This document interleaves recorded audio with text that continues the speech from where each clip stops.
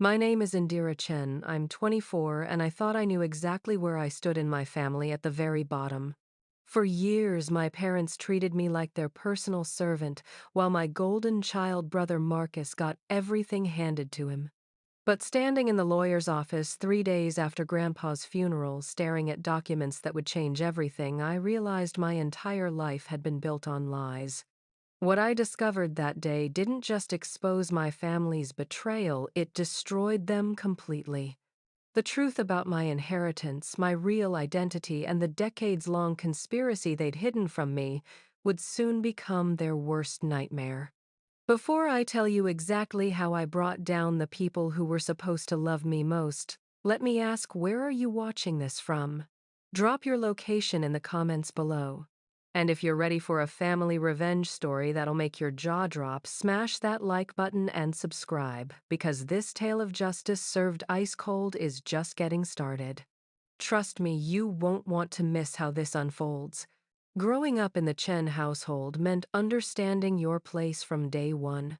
Marcus, my older brother by 3 years, was the shining star, the future doctor, the pride of our immigrant parents who'd sacrificed everything to give us opportunities in America. Me, I was the backup plan, the disappointment, the daughter who'd somehow failed to live up to their dreams before I'd even learned to walk properly. Every morning started the same way. While Marcus slept in until noon during his college breaks, I was up at 6, making breakfast for the family, packing his lunch, and ironing his clothes. Indira, your brother needs to focus on his studies, Mom would say, not even looking up from her phone. He's going to be a surgeon. He can't waste time on household chores. The inequity was staggering. Marcus drove a brand new BMW that Dad bought him for his 21st birthday. I took the bus everywhere, even to my part-time job at the local diner where I worked, nights to help pay for my community college classes. When Marcus needed textbooks, Dad handed over his credit card without question. When I needed books, I was told to figure it out myself or find them used online. "Why can't you be more like your brother?" became the family motto. When Marcus brought home C's, they celebrated his effort. When I brought home A's, they asked why I hadn't gotten A pluses. When he wrecked his car sophomore year drunk, of course, Dad quietly paid for repairs and a lawyer to make the DUI disappear. When I accidentally broke a plate while doing dishes, I was lectured for an hour about responsibility and carelessness. The emotional neglect cut deeper than the practical unfairness. Family photos lined the hallway, dozens of Marcus, at various achievements, graduations, awards ceremonies. I appeared in exactly 3, and in 2 of them I was clearly an afterthought, standing awkwardly to the side while everyone focused on Marcus. During family dinners, conversations revolved entirely around his life, his goals, his problems. If I tried to share something about my day or my dreams, the topic somehow always circled back to him. "Indira's just going through a phase," Dad would tell relatives who asked about my plans. "She'll figure something out eventually." Not everyone can be as focused as Marcus. The casual dismissal stung every time, but I'd learned not to react. Showing emotion only gave them more ammunition. What hurt most was how they actively discouraged my ambitions. I'd always loved writing and had dreams of becoming a journalist, maybe even working for a major newspaper someday. I'd won several writing contests in high school and received encouragement from teachers who saw my potential. But when I mentioned wanting to transfer to a 4-year university to study journalism, Dad laughed. "Journalism, that's not a real career, Indira. Look at your brother. He's studying something practical, something that will actually make money and help people. Maybe you should consider nursing or teaching something more suitable." The word suitable hung in the air like a slap. Suitable for someone like me, he meant. Someone less capable, less worthy of investment. Marcus, to his credit, sometimes seemed uncomfortable with the obvious favoritism, but never uncomfortable enough to speak up. He'd occasionally throw me a bone, letting me hang out with his friends, or giving me his old electronics when he upgraded, but these gestures felt more like charity than genuine sibling affection. The isolation was complete. Extended family members followed my parents' lead, treating Marcus like the family success story, while barely acknowledging my existence at gatherings. Cousins would ask him about medical school and his future plans, while conversations with me centered around when I'd finally settle down or find a nice boy to take care of me. I began to internalize their treatment, wondering if maybe they were right. Maybe I wasn't special. Maybe I was destined to be ordinary while Marcus achieved greatness. The constant comparison wore down my self-esteem until I started believing I deserved the scraps they threw my way. But Grandpa Joe was different. My father's father had always treated Marcus and me exactly the same, with equal measures of love, attention, and respect. He was the only family member who asked about my writing, who remembered my birthday without being reminded, who seemed genuinely interested in my thoughts and dreams. When I'd visit him at his modest apartment across town, he'd listen to my stories about school and work with the same intensity others reserved for Marcus's medical school updates. "You've got something special, Indira," he'd tell me, his weathered hands holding mine. "Don't let anyone convince you otherwise. Sometimes the most beautiful flowers bloom in the hardest soil." I cherished these moments, though I never fully understood what he meant. They felt like lifelines in an ocean of indifference. Grandpa Joe's death came suddenly. One Tuesday morning, Dad received the call that would change everything, though none of us knew it yet. Grandpa had suffered a massive heart attack in his sleep. Peaceful, the doctors said, no suffering. At 87, he'd lived a full life, but losing the only family member who'd ever truly seen me felt like losing my anchor in a storm I'd been weathering my entire life. The funeral was a modest affair befitting the humble man Grandpa had always been. He'd worked as a carpenter his entire life, building homes and furniture with his hands, never accumulating much wealth but earning respect from everyone who knew him. The service was held at the small Presbyterian church he'd attended for 40 years, filled with neighbors, former colleagues, and the scattered relatives who made up our extended family. I gave the eulogy, something that surprised everyone, including myself. Dad had assumed Marcus would speak, but when asked, my brother had declined, claiming he was too emotional. The truth was, Marcus barely knew Grandpa Joe beyond holiday visits and birthday cards. I was the one who'd spent countless afternoons listening to his stories about immigrating from Taiwan in the 1960 seconds, about building his first house with nothing but determination and borrowed tools, about meeting Grandma at a church social and knowing immediately she was the one. Standing at that podium, looking out at the faces of people who'd actually known and loved my grandfather, I felt a connection to him that went beyond blood. These people understood his worth, his kindness, his quiet strength. For the first time in years, I felt proud to be his granddaughter, proud to carry his memory forward. After the service, as we gathered at the church hall for the traditional meal, people approached me with stories I'd never heard. Mrs. Patterson from next door told me how Grandpa had quietly paid for her son's school supplies when her husband lost his job. Tom Rodriguez, his former work partner, shared how Grandpa had taught him carpentry skills that helped him start his own business. A young woman named Sarah mentioned how Grandpa had built her a wheelchair ramp for free when she'd been injured in an accident. "Your grandfather never talked about these things," Sarah said, tears in her eyes. "He just saw needs and filled them. You remind me of him, you know. The way you took care of him these last few years, visiting so often, making sure he wasn't lonely." Her words meant more to me than any praise I'd ever received from my parents. Meanwhile, I watched my family's behavior with growing disgust. Dad spent the entire reception talking to people about Marcus's achievements, somehow managing to make even Grandpa's funeral about his golden child. Yes, such a sad day, but at least Joe got to see Marcus graduate medical school before he passed. He'd say, conveniently forgetting that Grandpa had been equally proud when I'd graduated community college with honors. Mom was worse, actually complaining to Aunt Linda about the inconvenience of the funeral arrangements. "I don't know why he didn't just want cremation," she whispered, not quietly enough. This whole production is so expensive and it's not like he left money for it. The callousness shocked me.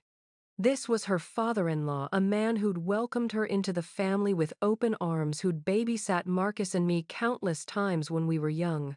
Marcus at least had the decency to look uncomfortable with their behavior, but his discomfort didn't extend to action.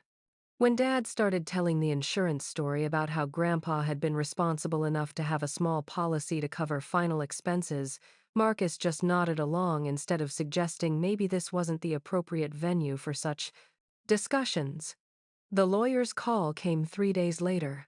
James Morrison had been Grandpa's attorney for over 20 years, handling his simple will and basic legal needs. He requested a family meeting for the reading of the will, which seemed like a formality. We all assumed Grandpa's modest savings and his small apartment's belongings would be divided equally, or perhaps left entirely to Dad as the only child. Dad was actually annoyed by the appointment. "I don't know why we need a formal reading," he grumbled, as we sat in Morrison's waiting room. "It's not like he had anything substantial to leave behind. Probably just wants us to pay his final legal bills." Mom nodded in agreement, checking her phone impatiently. Marcus fidgeted in his suit, clearly wanting to be anywhere else. I sat quietly, thinking about Grandpa's hands, strong, calloused from decades of honest work, always gentle when he'd held mine. I thought about his stories, his wisdom, his unconditional love. I wasn't expecting an inheritance. I was there to honor his memory and say goodbye to the last person who'd ever really believed in me. Morrison's office was exactly what you'd expect from a small-town lawyer: wood paneling, law books, the faint smell of coffee and old paper. He was a kind-faced man in his 60s who spoke with genuine warmth about Grandpa Joe. "Your grandfather was one of the finest men I ever knew," he said, settling behind his desk with a thick folder. "He came to me about 6 months ago to update his will. Said he wanted to make sure his final wishes were crystal clear. That should have been our first warning that this wasn't going to be the routine proceeding we'd expected." Morrison opened the folder with careful hands, revealing documents that would shatter everything I thought I knew about my family. "Before we begin with the formal reading," he said, his tone growing serious, "your grandfather left specific instructions for me to explain some background information that he felt was crucial for understanding his decisions." Dad shifted uncomfortably. "Background information? What kind of background information, mister?" "Chen, your father wanted me to tell you that he knew." Morrison's words hung in the air like a bomb waiting to explode. "He knew about the college fund. He knew about the inheritance from your mother. And he knew about the lies you've been telling Indira her entire life." The blood drained from Dad's face so quickly I thought he might faint. Mom's phone clattered to the floor. Marcus looked between our parents with confusion, clearly as lost as I was. But something cold and terrible was unfurling in my stomach, a premonition that my world was about to crumble. "I don't know what you're talking about, Dad," stammered, but his voice lacked conviction. Morrison pulled out a stack of bank statements and legal documents. "Your grandfather hired a private investigator 8 years ago when Indira started community college. He was concerned about the financial disparity between how his grandchildren were being treated. What he discovered led him to completely rewrite his will." My hands were shaking as Morrison spread the papers across his desk like evidence in a criminal trial. Bank statements showing massive deposits, investment portfolios, property deeds, numbers that made my part-time diner salary look like pocket change. "When your mother passed away 15 years ago," Morrison continued, his voice gentle but relentless, "she left a substantial inheritance, nearly $800,000 in various accounts and investments. According to her will, this money was to be divided equally between her two grandchildren for their education and future security. $800,000. I couldn't even process the number. Meanwhile, I'd been working double shifts to afford textbooks while Marcus drove around in a BMW. "That's impossible," I whispered. "We never had money like that." We've always struggled. Morrison's expression was infinitely sad. Your parents received that inheritance, Indira. They used it to fund Marcus's private school education, his college tuition, medical school, his car, his apartment. Meanwhile, they told you the family couldn't afford to help with your education. The room was spinning. I looked at my parents, waiting for denial, for explanation, for anything that would make this make sense. Instead, I saw guilt written across their faces like a confession. You stole from me, I said, my voice barely above a whisper. For years you made me feel worthless, made me believe I wasn't worth investing in while you were spending my inheritance on Marcus. Dad finally found his voice. Now wait just a minute. We're your parents. We made decisions we thought were best for the family. Marcus had potential, he had direction. You were always so scattered, so unfocused. We invested where we thought it would do the most good. Invested? The word came out as a shriek. You invested my money in your golden child while making me believe I was worthless, but Morrison wasn't finished. There's more, I'm afraid. Your grandfather discovered that your grandmother's will specifically stated that if the inheritance wasn't used fairly for both grandchildren, it should revert to alternative beneficiaries. Your parents' actions constitute a violation of the original will's intent. He pulled out another document.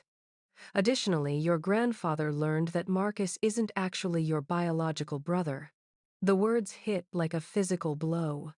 Marcus shot to his feet. That's ridiculous. Of course, I'm their son. DNA tests don't lie, Morrison said quietly. Your grandfather had them conducted as part of his investigation. Marcus, you were adopted when you were 6 months old. Your parents never told either of you the truth. I stared at Marcus, this person I'd spent my entire life feeling inferior to this golden child, who'd received everything while I got nothing, and realized he was a stranger. Not just emotionally, but literally. We shared no blood, no genetic connection, nothing except the misfortune of being raised by the same liars. That's why I said slowly, pieces clicking together. That's why Grandpa always treated us exactly the same. He knew. He knew Marcus wasn't his real grandson, but he loved him anyway. And he knew you were stealing from me. Mom was crying now, but they weren't tears of remorse. They were tears of someone caught in an unforgivable lie. We were going to tell you both when you were older, she sobbed. We wanted to protect Marcus from feeling different. Protect Marcus. I stood up, rage flooding through me.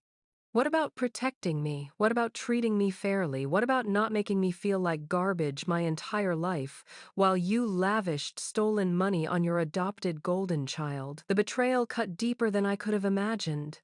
Not only had they stolen my inheritance and lied about our financial situation, but they'd also stolen my identity, my understanding of my own family. Everything I'd believed about myself, about my place in the world, had been constructed on lies.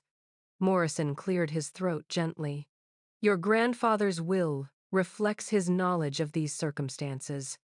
Indira, he's left you everything, his entire estate, which is considerably larger than your parents realized. He slid another document across the desk. Your grandfather wasn't just a carpenter. He was also a shrewd investor who lived far below his means. His estate is valued at approximately $2.3 million. The number didn't seem real. $2.3 million. More money than I'd ever dreamed of left to me by the one person who'd always believed in my worth. But that wasn't the end of Morrison's revelations. Furthermore, he's filed a formal complaint with the state about the misappropriation of your grandmother's inheritance. Based on his evidence, there will likely be criminal charges filed against your parents for theft and fraud. As I sat there, surrounded by the wreckage of everything I'd believed about my family, I felt something shift inside me. The scared, insecure girl who'd spent her life apologizing for existing was gone. In her place was someone who finally understood her worth and who was about to make sure justice was served. The next few weeks unfolded like a beautiful, terrible dream. Armed with Grandpa Joe's meticulously documented evidence and Morrison's legal expertise, I watched my parents' carefully constructed world crumble piece by piece. The private investigator Grandpa had hired hadn't just uncovered financial records, he'd documented years of emotional abuse, financial manipulation, and systematic lies. The first domino fell when the state's Financial Crimes Unit opened their investigation. Apparently, misappropriating inheritance funds intended for specific beneficiaries constitutes serious fraud, especially when it involves nearly $400,000 over 15 years. Dad's panicked calls to his own lawyer resulted in grim news. The evidence was overwhelming, and criminal charges were not only possible but probable. I moved out of their house the day after the will reading, using some of my inheritance to rent a beautiful apartment downtown, the first space that had ever truly been mine. Marcus had tried to talk to me, his own world shattered by learning he was adopted, but I wasn't ready for that conversation. The brother I'd envied and resented my entire life turned out to be as much a victim of our parents' lies as I was, just in a different way. The second domino fell when their friends and extended family learned the truth. In our tight-knit community, news travels fast, and the story of my parents' deception spread like wildfire. Suddenly, people were remembering things differently, how I'd always seemed to be working while Marcus lived carelessly, how my achievements had been minimized, while his were celebrated, how I'd been treated more like hired help than a daughter. Aunt Linda, Mom's sister, called me directly to apologize. "I should have seen it," she said, her voice heavy with regret. "The way they talked about you versus Marcus, the way you were always in the background. I thought it was just typical family dynamics, but now I realize how cruel it really was." The revelation about Marcus's adoption sent additional shockwaves through the family. Apparently, several relatives had suspected something over the years. He looked nothing like either parent, and his personality was so different from the rest of us, but no one had dared to ask questions. Meanwhile, I was discovering what my life could have been if I'd had equal opportunities. With proper funding, I enrolled in the state university's journalism program, finally pursuing the dreams my parents had dismissed as impractical. My professors were amazed by my writing ability and work ethic qualities that had been nurtured despite my parents' neglect, not because of their support. The third domino was perhaps the most satisfying. Dad lost his job when news of the investigation reached his employer. Apparently, a financial advisor facing fraud charges doesn't inspire confidence in clients. Mom's social circle, already buzzing with gossip about the family scandal, began to distance themselves. Invitations dried up, phone calls went unreturned, and the social status they'd worked so hard to maintain evaporated overnight. Marcus, to his credit, tried to make things right. He offered to pay back some of the money that had been spent on his education, but I refused. "It's not your fault," I told him during our first real conversation as adults. "You didn't know any more than I did. The difference is you were the beneficiary of their lies, while I was the victim." He broke down crying during that conversation, admitting how guilty he'd always felt about the obvious favoritism, but how powerless he'd felt to change it. "I tried to share things with you," he said. "I gave you my old stuff, let you hang out with my friends sometimes. But it never felt like enough, and I didn't know how to fix it." "It wasn't your job to fix it," I replied. "It was their job to be fair parents to both of us. They failed us both, just in different ways." The legal proceedings moved forward with stunning efficiency. Grandpa's evidence was so comprehensive that my parents' lawyers advised them to plea bargain rather than go to trial. Dad was sentenced to 2 years in prison for fraud and embezzlement, while Mom received 18 months and substantial community service.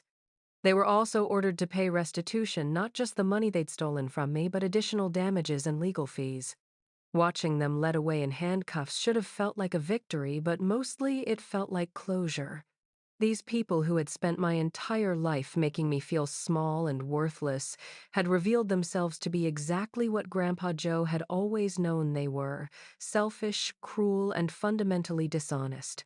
The most beautiful irony was that their obsession with Marcus's success ultimately meant nothing. With his world turned upside down by learning about his adoption and watching his adoptive parents go to prison, Marcus struggled to continue medical school. He took a leave of absence to attend therapy and figure out who he really was, beneath the golden child image they'd constructed for him. Meanwhile, I was thriving. My journalism professors encouraged me to apply for internships at major newspapers. With proper funding and support, my grades were exemplary. The writing contests I'd won in high school turned out to be indicators of real talent that had been consistently dismissed and undermined by my parents. I also discovered that Grandpa Joe had left detailed letters for me in his safety deposit box, letters he'd written over the years but never sent, documenting his growing awareness of how I was being treated and his determination to set things right. Reading his words, his pride in my accomplishments, his anger at my parents' behavior, and his absolute faith in my potential, I finally understood what unconditional love looked like. One letter, written just months before his death, particularly moved me. "My dear Indira, by the time you read this, you'll know the truth about your family. I'm sorry I didn't act sooner, but I wanted to be certain of my facts before I destroyed their lives. You deserve so much better than what they've given you. You deserve to know that you are remarkable, talented, and worthy of every good thing life has to offer. Don't let their small minds convince you to think small. The world is waiting for your voice." 6 months after the will, reading the full scope of the changes in our family became clear. I was settling into my new life as a properly funded university student, but the ripple effects of Grandpa Joe's revelations continued to spread through our extended network like cracks in a foundation. The first major development was Marcus's decision to change his name and try to find his biological family. The adoption records had been sealed, but with Morrison's help and some of my inheritance funding the search, we managed to locate his birth mother. She was a woman named Jennifer Walsh, who had given him up for adoption when she was 17 and unable to care for a baby. The reunion was emotional and complicated, but it gave Marcus something he'd never had: a sense of his real identity. Jennifer was a nurse practitioner in Oregon who had built a good life for herself after making the difficult decision to place Marcus for adoption. She had always wondered about the baby she'd given up, and seeing him grown and successful brought tears of joy mixed with regret. "I chose your parents because they seemed so stable, so loving," she told him during their first meeting. "I had no idea they would treat their other child so poorly." Through Jennifer, Marcus learned he had two half-siblings, a sister who was a teacher and a brother who worked in environmental science. Suddenly, instead of being the golden child in a broken family, he became the older brother in a functional one that actually wanted to know him for who he truly was. Meanwhile, the criminal proceedings against my parents had broader consequences than anyone anticipated. Dad's former clients began filing civil suits when they learned about his fraud conviction. Apparently, someone willing to steal from his own daughter might also be willing to make questionable decisions with client money. While no additional criminal activity was discovered, the civil suits were devastating to their already ruined finances. Mom's family relationships also suffered. Her sister Linda, who had initially offered support, became increasingly angry as more details emerged. "I keep thinking about every time I saw Indira working at family gatherings while Marcus sat around being waited on," Linda told me during one of our newfound regular coffee dates. "How did we all just accept that as normal?" The community college, where I'd earned my associate degree, reached out to offer me a part-time teaching position in their writing center. Professor Martinez, who had encouraged my writing throughout my 2 years there, explained that they'd followed my story and wanted to support my continued education. "We always knew you had exceptional potential," she said. "Now we understand why you seem to be fighting such an uphill battle." Working at the writing center while attending university full-time should have been overwhelming, but it felt like a gift. I was helping other students who reminded me of my former self, talented but underfunded, struggling but determined. Many of them came from families that didn't value education or couldn't afford to support their dreams. I understood their struggles in a way that motivated me to be the mentor I'd never had. My journalism professors at the university were equally supportive once they learned my background. Professor Williams, who taught investigative reporting, was particularly impressed by my story.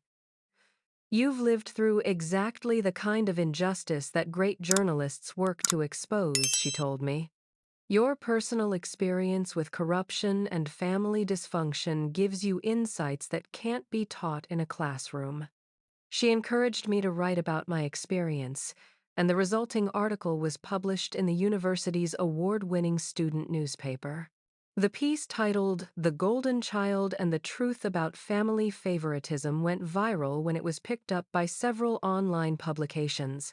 Readers responded with hundreds of comments sharing their own stories of family inequality and emotional abuse. The article's success led to unexpected opportunities. A literary agent contacted me about expanding it into a book. A local television station wanted to interview me about family financial abuse. A nonprofit organization that helped victims of family fraud asked me to speak at their annual conference. But perhaps the most meaningful response came from other families dealing with similar situations. I received dozens of emails from people who recognized patterns in my story that mirrored their own experiences. Some were siblings who had been treated unfairly, others were parents who realized they'd been unconsciously favoring one child over another. One email particularly stood out from a woman named Sarah, whose parents had funded her brother's expensive private education while claiming they couldn't afford to help her with college. "Reading your story gave me the courage to demand answers," she wrote. "I discovered my parents had been lying about their finances for years. Your grandfather's example showed me that family members who truly love you will fight for your equality, not just accept unfair treatment as normal." These connections helped me understand that my experience, while extreme, wasn't unique. Family, financial abuse, emotional favoritism, and systematic lies were more common than I'd realized. My story was resonating because it exposed patterns that many people had experienced but couldn't name. The investigation into my parents' fraud also revealed broader issues with how inheritance laws were enforced. Morrison explained that many families misappropriate funds intended for specific beneficiaries, but victims rarely have the resources or knowledge to fight back. Grandpa Joe's methodical documentation had created a template that other lawyers were now using in similar cases. As my second semester at university began, I reflected on how completely my life had changed. The scared, insecure girl who had believed she wasn't worth her family's investment had been replaced by someone confident in her abilities and determined to use her voice for justice. I was no longer the family servant. I was a published writer, a university student, and an advocate for others who had been silenced by family dysfunction. One year after Grandpa Joe's funeral, I stood in the cemetery placing fresh flowers on his grave. The modest headstone read Joseph Chen, "Beloved father and grandfather." He saw the truth words I had chosen to honor the man who had refused to let lies stand unchallenged even after death. My life had transformed completely. I was thriving as a journalism major with a 4 gigapascals, working as a writing tutor and building a freelance career that was already generating income. The book proposal about my experience had been accepted by a major publisher, with the advance alone more than covering my remaining educational expenses. Most importantly, I had finally learned what it felt like to be valued, supported, and believed in. The legal proceedings had concluded with satisfying finality. My parents had served their sentences and been released on probation, but their reputations and financial security were permanently destroyed. Dad couldn't work in financial services anymore due to his fraud conviction, and they'd lost their house to pay legal fees and restitution.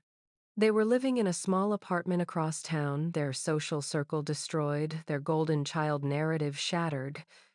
Marcus and I had built a tentative but genuine relationship. He was taking time off from medical school to process everything he'd learned about his identity, but he'd found peace with his biological family and was considering switching to a field that actually interested him rather than one chosen to please adoptive parents. "I think I want to be a teacher," he told me during our weekly coffee meetings. Working with kids, maybe helping ones who feel lost like we both did. The most beautiful irony was how Grandpa Joe's final act had created exactly the family dynamic he'd always modeled. Marcus and I treated each other as equals, with respect and genuine affection. We talked regularly, supported each other's goals, and had developed the sibling relationship we'd never been allowed to have while living under our parents' roof. I had also connected with extended family members who had been kept at a distance by my parents' manipulations. Aunt Linda became a regular part of my life, as did several cousins, who admitted they'd always felt uncomfortable with how I was treated but hadn't known how to intervene. "Your grandfather would be so proud," Linda often said. "He always knew you were special even when your parents couldn't see it." The community impact of my story continued to grow. The article about family financial abuse had been reprinted in several national publications, and I'd been invited to speak at conferences about recognizing and addressing family dysfunction. The nonprofit organization that worked with fraud victims had asked me to join their board of directors, a position that let me help other people navigate similar situations. Most satisfying was the way my former classmates and community members now viewed the family dynamics they'd witnessed but never questioned. People who had known us growing up were reaching out to apologize for not speaking up when they saw the obvious inequality. Teachers from my high school contacted me to share that they'd always known I was being treated unfairly but hadn't known how to help. Mrs. Rodriguez, my 10th grade English teacher, sent a particularly meaningful note. "I remember how hard you work despite getting no support at home. I tried to encourage you, but I always felt like I was fighting against something bigger. Now I understand what that something was. Your strength in surviving that treatment and using it to help others shows exactly the kind of person your grandfather knew you were." The financial security from my inheritance had eliminated the constant stress that had defined my entire adolescence and early adulthood. I no longer had to choose between buying textbooks and eating properly. I could focus on my studies instead of working multiple jobs. I could pursue internships based on their educational value rather than their pay rates. For the first time in my life, I understood what it meant to have family support behind your dreams. But perhaps the most important change was internal. I no longer doubted my worth, questioned my intelligence, or accepted mistreatment as normal. Grandpa Joe's faith in me had been vindicated by my success, but more importantly, I had learned to have faith in myself. The girl who had been told she wasn't worth investing in was now investing in others through mentoring, advocacy, and writing. My parents had made one final attempt at reconciliation when they were released from prison, showing up at my apartment with tears and apologies. But their words rang hollow after decades of emotional abuse and financial theft. "We're sorry," Mom had said. "We realize now that we made mistakes. We want to make things right." I looked at these people who had spent my entire life making me feel worthless, who had stolen my inheritance to fund their lies, who had created a family dynamic so toxic that it took my grandfather's death to expose it. "You did make things right," I told them calmly. "Your actions led to me discovering the truth about my worth. Your cruelty taught me compassion. Your lies taught me the value of honesty. You gave me everything I needed to become the person I was meant to be, just not in the way you intended." They left that day, and I haven't seen them since. The family I was born into had been built on deception and inequality, but the family I'd chosen, Marcus, in his journey toward authenticity, Aunt Linda and my rediscovered cousins, the mentors and friends who saw my potential, was built on truth and mutual respect. Standing in that cemetery, I whispered, "A promise to Grandpa Joe, I'll keep telling the truth just like you did." I'll keep fighting for people who are being silenced or diminished. I'll use my voice to make sure what happened to me doesn't happen to others. The wind rustled through the trees, and I imagined it was his approval. Have you ever had to choose between family loyalty and justice? Have you experienced favoritism that made you question your own worth? I'd love to hear your thoughts in the comments below. Your stories matter, and sharing them helps. Others feel less alone. If this story resonated with you, please hit that like button and subscribe for more real-life stories about overcoming family dysfunction and finding your voice. Share this video with anyone who might need to hear that their worth isn't determined by how their family treats them. Thank you for listening to my story, and remember, sometimes the most beautiful revenge is simply living well and speaking your truth.